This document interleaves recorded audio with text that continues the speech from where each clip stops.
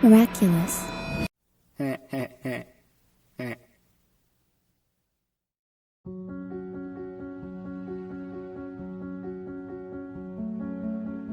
It's the summer of 2024, and it was a day like any other. I'm pacing around in the kitchen, waiting for my highly autistic nonverbal W and star-obsessed little brother to destroy the planet.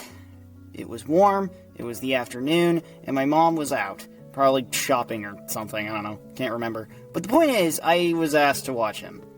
When I was in the midst of this task, however, I noticed something different on his tablet this time.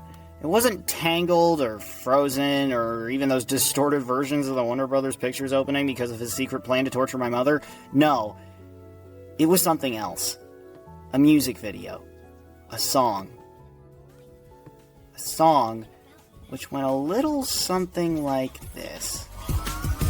Miraculous. And I proceeded to ignore it.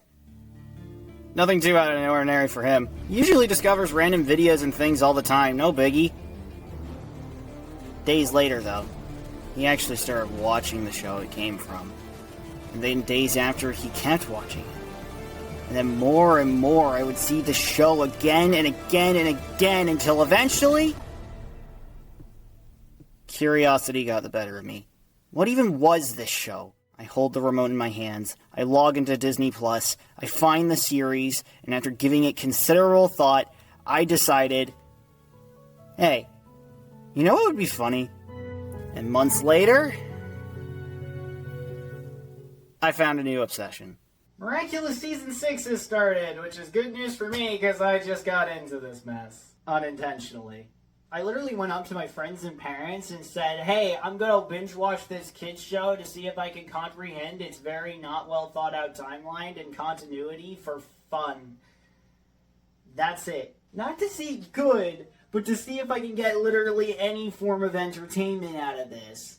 But then Miraculous surprised me way more than I expected. Is it good? Hell no! Okay, no, it depends on what you probably personally see as good. But this series does have lore. This series does have story. And even though it only looks like human Paw Patrol stealing the visual ideas of Sailor Moon bred with the premise of Spider-Man, it does have actual meat on its bones. I know, this seems crazy to the uninitiated, mainly only to me, but this show has an active fandom, and if I'm lucky enough, you are probably one person of said fandom watching this video. Because otherwise you're just a random family member or friend who wants to support my content, which I ain't complaining, but, you know, like, it'd be nice to get other eyeballs. And I think said people with those eyeballs of the audience I'm aiming for will be interested. Especially since my video title is an exaggeration. I did legitimately binge watch this show 3 times, all 5 seasons, 4 specials, and 1 movie. As you can see, I clearly have my priorities straight. I spent hours of my life investing into what I thought was just going to be an episodic kid show. And for the most part, that's what it is. But it's one with an ongoing story and proper character development when it wants to be. Which really caught me off guard. I reached the finale of Season 4, and when I felt goosebumps at what was happening, I knew I had to accept the inevitable. I was hooked. So, I want to talk about it for a bit. This isn't a review, per se. I just want to ramble about my thoughts on the series. If you haven't watched it for yourself, expect unorganized spoilers, and then maybe go watch the show. I do recommend it if you can stomach its flaws. But, yeah. Let's see where this goes. I may be a newbie who had to look at the Miraculous Fandom Wiki to discover what proper order to watch the episodes in, but with the power of autism, I shall prove to you that even the smallest of interests can make me talk forever. Everything I'm saying is just my opinion, by the way. If you happen to disagree with anything, then please insult me in the comments section, as we all know what its true purpose is. This is a joke, actually. Give me criticism, please. I would like engagement. However, if you decide to be nice, then congratulations! You are not messing with the mental health of an 18-year-old. Yes, I am that old, and yes, I am that young. Anyway, with all that said, let's start off basic. What even is Miraculous? Miraculous Tales of the Very Deceiving Title is a show starring a young girl named Marinette. She is a teenager who lives in Paris at her parents' bakery, has a passion for fashion, plays video games a ton, and defines her existence to a cute boy for 90% of the show's runtime. Huh. That boy in question is the character named Adrian, a rich kid model who very badly wants to live among normal people his age, but struggles to because of the influence of his father and the crazy lore surrounding him. Meanwhile, after both of them help an old man in respectful, kind ways, they come to discover that they both have been given these things called Miraculous, little trinkets which hold magical genie-like creatures named Kwamis who have the power of gods and marketability. With these trinkets, they are able to become the superheroes Ladybug and Cat Noir, who protect Paris from the mysterious Hawkmoth and his crazy amount of akumatized villains. Ladybug and Cat Noir can't know their secret identities, however, because if they do, they would not only put people they love at risk, so like every superhero ever, but also because if Hawkmoth gets a hold of their Miraculous, he would be able to combine the two and create an actual god who can grant any wish he wants, even if there's a cost. So, better keep them separated and protected under completely different owners. But this doesn't stop a certain Cat Noir from wanting to get to know this Ladybug more, as he very unsubtly falls for the woman in polka dots, creating an insane love square which defines the entire series to this day. You got all that?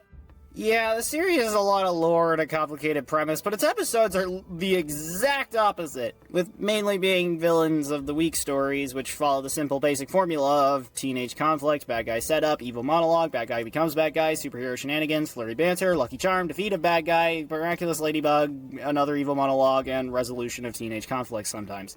Every single episode in every single season follows this to the letter, and sometimes it's done well, and other times I question the confidence of any of the villains here.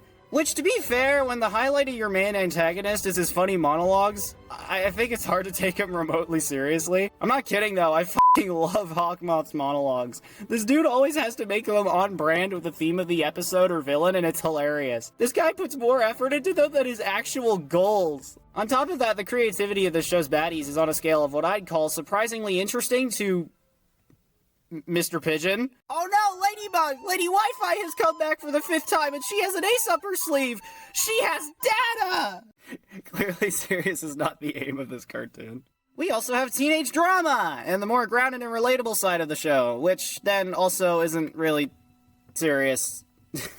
Early on in the series, along with a small amount of exceptions in later seasons, there is some variety here. Like dealing with school projects, homework, and fashion designing stuff. But otherwise, it's romance 24/7! Hope you like awkward blushing, occasional stereotyping, and people going to horny jail, as this show has it in spades. In fact, it's proud of it! The opening to the series literally has the lyrics, "Power of love is always so strong," and depressingly, it's one of those songs which will never leave your head. I am so sorry. Right, simply the best, that's when things go wrong. Okay, I am admittedly slightly exaggerating here. Not about the song, but about what the show contains. Because while I am already making fun of it, there is actually a lot to love here. The first thing being the lore. It is pretty well thought out, and while there are times where you can see the writers making stuff up as they go along, the general premise of the series' history about the Miraculous is probably the most consistency you'll get in terms of timeline. Don't even get me started on the timeline, it makes no goddamn sense! The second thing is our main leads, or at least what the show likes to call the main leads, but we all know it's Marinette. Marinette Dupan Chang, the most conflicting character I have ever seen, and almost one of the more relatable ones. Spider-Man tropes are strong here, except now they feel even more close to home, because Marinette isn't a dork on science who hides away from shame and hates everyone sometimes, but is actually just an awkward teen trying to master her artistry and has self-confidence issues. Really feel you there, bud. This isn't diss on Peter Parker, by the way, I'm just saying this is way more relatable to me. Except, she is also crazily obsessed with one person and even goes as far as to steal his schedule, know all about his personal life, and even recognize his scent, while not confessing any feelings to him whatsoever because quirky, I guess. I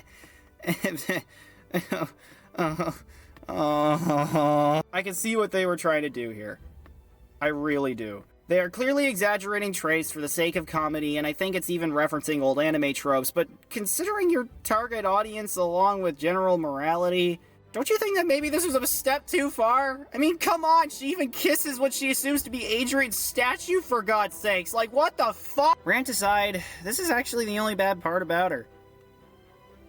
except for weird bits of plot armor she occasionally has, but no, I'm not kidding. There are episodes of the show where Marinette is shown to have more layers than meets the eye. As early as the Evil Illustrator in the Origins two-parter, she shows some of her better sides rather than not. Plus, the stalking only went from an one-episode joke in Season 1 to her entire personality in Season 3. They actually dim it down in Season 4 and 5 and only have an episode trying to explain it, which I'll get to it later. What do those better sides include? Well, it's when they do other things with her, like focusing on her personal struggles or making the crush more just that, a crush. And even when they have her hobbies more central to the story they are telling. Hell, I think my favorite story with her as the protagonist is the Origins two-parter. Her little arc over the course of the episodes is actually really down to earth and makes total sense. She starts off as a girl and able to really stand up for herself in anything, always saying sorry or it's my fault, all that jazz. She still has supportive parents and generally a good life, except it's obvious her doubts, caused by her Flash Thompson stand-in Chloe, and even just herself over time, are really affecting her self-esteem. However, once she becomes a superhero, the show uses Ladybug as symbolism for her own confidence and demonstrates the moral that anyone could be a badass superhero as long as their heart is in the right place, which is pretty cool in my books. The doubts of course still linger, but thanks to the support from her new friends in Alia, the best character in the show because she is canonically a Doctor Who fan. Go back! Go back! Look at the background! That is a TARDIS! That is a TARDIS! That is a TARDIS! And Cat Noir. The other one. Keep her focused enough to, and it's really wholesome to see. Speaking from personal experience, sometimes it's nice when there are people to remind you that you're not as bad as you think you are. A good group of people and friends go a long way in making someone feel better about life. Otherwise, you end up with characters like the already mentioned Chloe, a girl who tries so hard to get any form of love from her crappy mother that she ends up copying almost everything about her, which Marinette learns about later in the show, and it changes a lot of the way she sees her, eventually helping her out and even giving her a chance to be better as Ladybug. This is surprisingly really in-depth and well thought out. As Ladybug, you can see Marinette at her best, a hero who is strong, can command, and most importantly, in my eyes, shows sympathy and kindness towards friends and foes. I don't know, man. I have a thing for kind-hearted characters. Call it naive all you want, but I always believe showing kindness and sympathy is the way to go. It may not always work, and trust me, multiple times it doesn't, but that isn't the point. The point is to still try, to choose to be better than what ultimately others can end up as.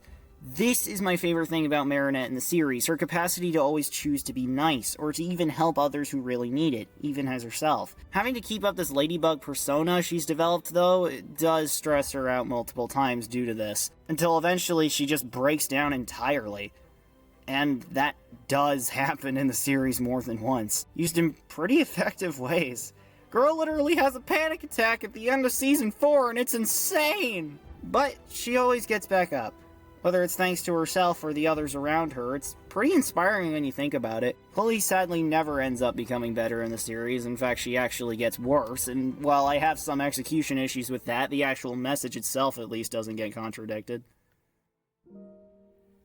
Adrian Agreste, on the other hand, is way more interesting story-wise, but doesn't seem to really do much. Here we have a kid who lost his mom, has an estranged relationship with his own father, is constantly told what to be and who he is by every adult around him, until one day he gets a chance to be a superhero. What do you think he does? He immediately jumps at the opportunity and has a blast! Less for superheroing itself, and more for the fact that he finally gets to be free and do what he wants. I mean, he has good intentions, he's kind and all that, like, he clearly isn't selfish, he's just inconfident. Whether because of sloppy writing or intentional flaws is anyone's guess. This means a lot of the time he gets shoved aside or does something a little unhelpful, and it's then up to Ladybug to actually use this thing called brain and resolve the issue. He has many stupid puns though, so it's all worth it. I feel like at his worst, Adrian feels like he's only here because he is required to be. Where all he does is go all goo-goo eyes on Ladybug and make jokes. Seriously, half of the time, most of his dialogue feels like this.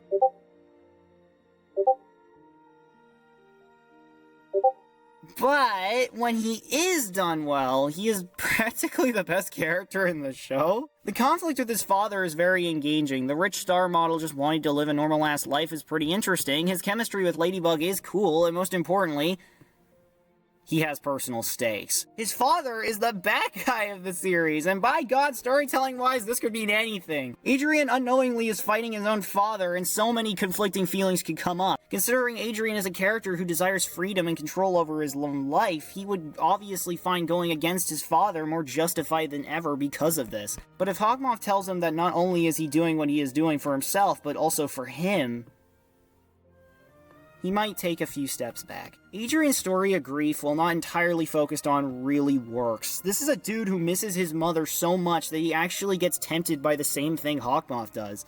As stated before, the two Miraculouses combined can grant a wish, and there is a scene in the series where Adrian does contemplate using them. But thanks to Ladybug, he chooses otherwise, remembering the catch that the wish brings. If he wished for his mother back, another person would lose theirs, and he wouldn't dare wish that on anyone. Adrian isn't defined by his grief, and that is intentional. He misses his mother, there are lots of times he wishes she were here, except he keeps going. He remembers what she probably would have wanted for him, and sticks by it. He goes out in the world, despite being a little bit of a fish out of water. He makes legitimate friends and sticks with them, despite it being a little easy because of his stardom. And he tries his best as a superhero, despite not being the main highlight. He's comfortable in his own skin, and I have to admire his positive nature. He's always confident that there is a light at the end of the tunnel, and to that I salute him. Plus, his puns can be pretty funny. So when it ultimately comes to the inevitable conflict he'll have, learning all of what his father has done, of course he'll choose the better side. Man, that makes for a pretty damn good story. Especially from Hawkmoth. Goofy villain on the outside, tragic grieving man on the inside. A guy so desperate for a return of his own wife that it drives him insane. To eventually obsess so much over the lore of the Miraculous that he actually gets more interested in defeating the heroes themselves instead of just getting their jewels. It's engaging, it's fascinating, it's a bunch of really cool ideas. But then in execution... Probably the best or most frustrating thing about Miraculous is that it is a show with too many good ideas that its downsides nag you, like actively annoy you. I will say there is more good than bad here when you look at the franchise as a whole, but like, time and time again, I found the show to be above my expectations and below. And I'm not just talking about the goofy kid show stuff. Yes, it has goofy bad guys. Yes, its writing is unsubtle as all hell, but that wouldn't matter if it wasn't for the execution of its own ideas. This series is great at episodic storytelling, but when it comes to serialized story arcs, its setup and payoffs are all over the place. Sometimes it'll do one thing, and instead it changes its mind later, and half of the time you can't even tell which is which because the writing is really weird. To bring back Chloe and her story, it all makes sense on paper, but how it's handled is so off-putting. The first 2 seasons, she is seen as an entertaining, selfish brat who seeks attention and has moments of empathy. She isn't an evil mastermind, she is a girl who lacked any form of proper affection from her mother, while her father was just a terrible parent. She has shown legitimate worry and anxieties multiple times, and there is actively a chance for her to rise above the failures of both her parents and be better. At least an anti-hero or something. But in the last few seasons, she is seen as the irredeemable little shit who hates everyone and rules them with an iron fist, becoming almost cartoonishly evil. There is even a flashbacks episode which feels like it only exists for the issues with Marinette, but also just to convince me, the viewer, that Chloe will never ever be good. And while narratively I understand that, this episode is in Season 5! They do this in Season 5! A bit late for a huge retcon, bud. To bring back Marinette, by the way, this episode decided to give her a tragic backstory, which not only elaborates on her hatred towards Chloe, we didn't need that, but so far so good, but also tries to justify her actions in later episodes by explaining because of this incident, she'll know everything about the next boy she crushes on. What?! Again, this is technically fine on paper, but the narrative never fully calls out Marinette on doing the wrong thing. It just expects you to sympathize and move on. Okay, cool, I sympathize. Now where is the punishment? This question also applies to Hawkmoth at the end of his story, where he just sort of redeems himself after all the shit he has done. He gets what he wants, but decides at the last minute, presumably because of Ladybug's speech, to sacrifice his life and save Natalie from dying and be with his wife. Again, good on paper. I mean, I hate how he'll technically never be punished for his crimes, but he ultimately gets killed, so whatever. But, are you telling me that the grown man who neglected to properly raise his son turned many innocent victims into his puppets and proceeded to put endless amounts of lives in danger just for selfish gain can be redeemed and have no consequences. But the annoying high school girl can't. Now, you might be saying, Reese, he chose to do good in the end. Chloe never chose to, and we all know that sometimes acts like this are always bound by choice. And I agree. Except, are you sure Chloe was the character for that when Lila was right there?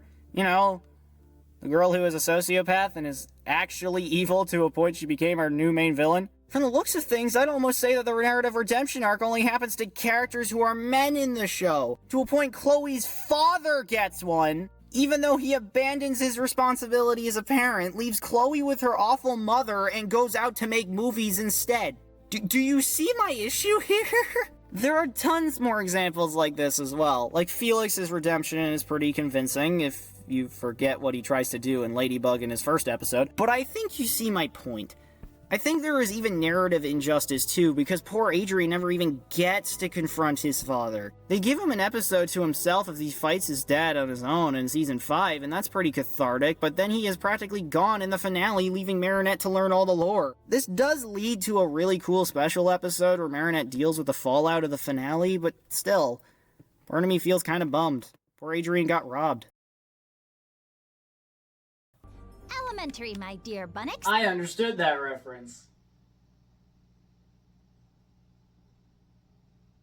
Do you guys know that he never actually says that in the book? Also, before I get to the end of this, I have to acknowledge the elephant in the room. Yes, I do know about Thomas Asterisk, and yes, he sucks at taking criticism. Even the ones that have good intent. However, I have seen way worse creators than him, and ultimately, I'll take a whiny child over transphobia, you know what I mean? The only issue I can really state when it comes to the actual production is that I find it weird how a kid's show mainly aiming for young girls is seemingly written by mostly men.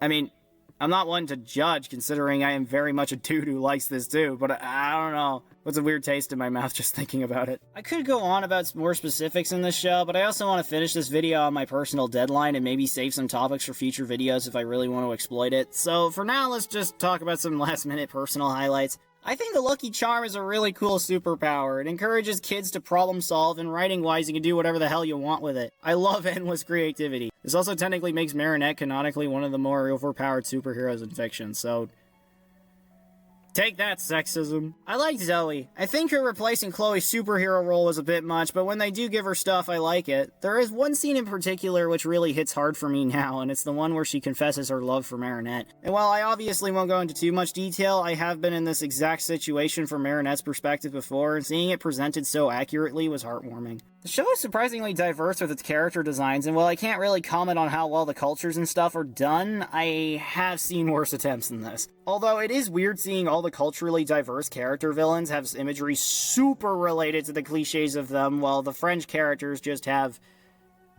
regular goofy villain designs.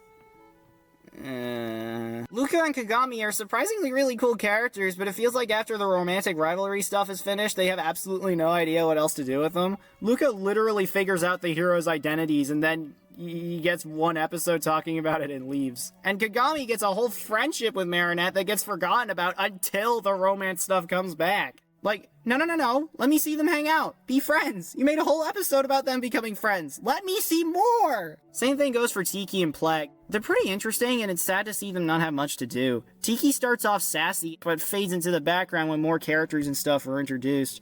Similar deal with Plague, except I did not expect to find a cheese joke to be really neat, but after seeing what they do to the Plague in the movie, God, I'll take eating sticky cheese any day. Speaking of the movie, it's not amazing, but f***ing awesome to watch after you've seen the show. The animation is insane for a French production, and the execution of the plot is way better. The origins are more fleshed out, Marinette isn't creepy, and they just focus on her relatable sides. Adrian gets to confront his father in this movie too, and the romance, oh my God, I actually like seeing these two together. What the hell? Cat Noir and Ladybug ooze chemistry, and this scene with them together on the rooftop is adorable. I will never hear Watermelon and Fleabag the same way ever again. In fact, on that note, let's talk about the romance.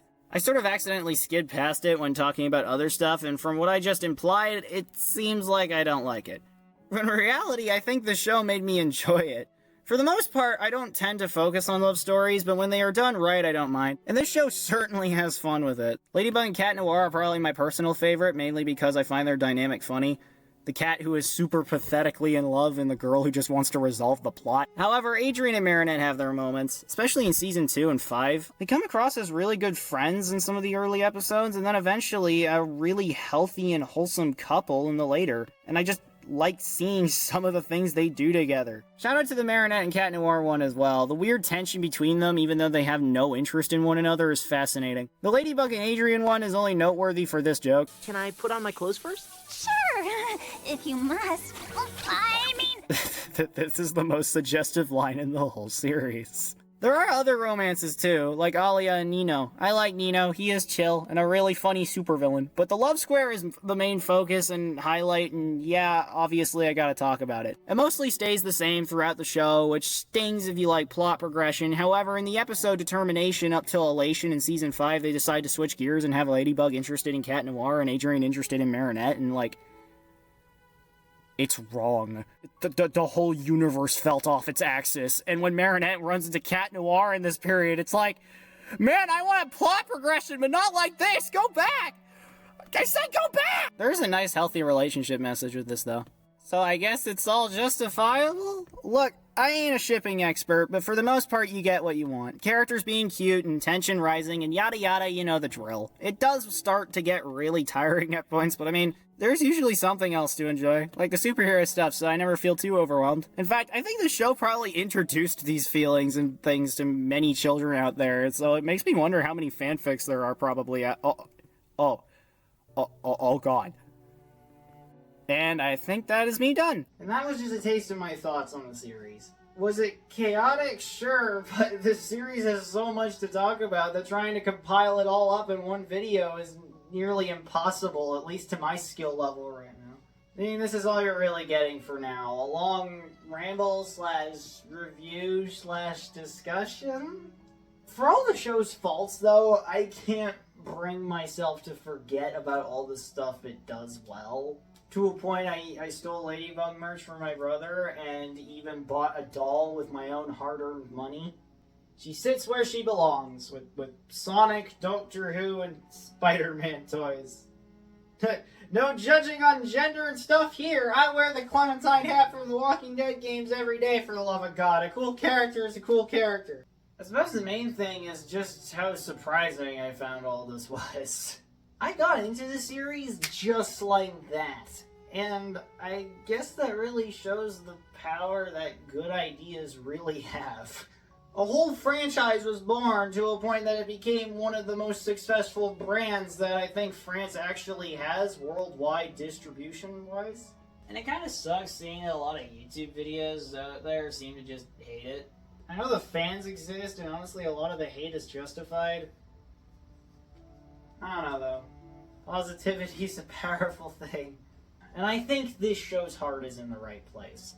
A misguided place, but trying. Which reminds me of another show I really like sometimes.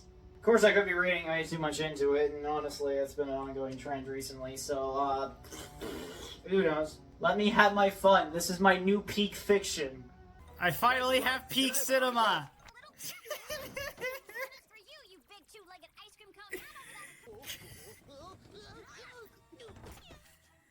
I finally have peak cinema. And I wish I could explain it more. But, like love, it's random, it's out of nowhere, it's a thing which appears and then once it's there, you never really want to get rid of it. It's magical, it's stupid, it's the absolutely insane in some of the worst and best ways. It almost comes across as something along the lines of being miraculous.